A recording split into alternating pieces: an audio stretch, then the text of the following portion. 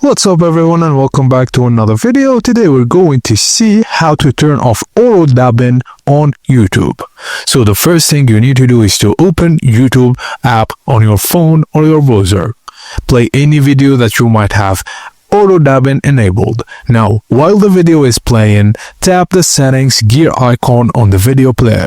On mobile, this is usually at the top right of the video. On desktop, it's at the bottom right. Now, this setting icon gives you access to playback options like subtitles, speed, and audio track. In the settings menu, look for the audio track option. Tap it to see available audio tracks, and you might see multiple languages options if the video has been dubbed automatically. Now select the original track option, and this video will now play in its original language, and the auto dubbed version will be disabled for that video session.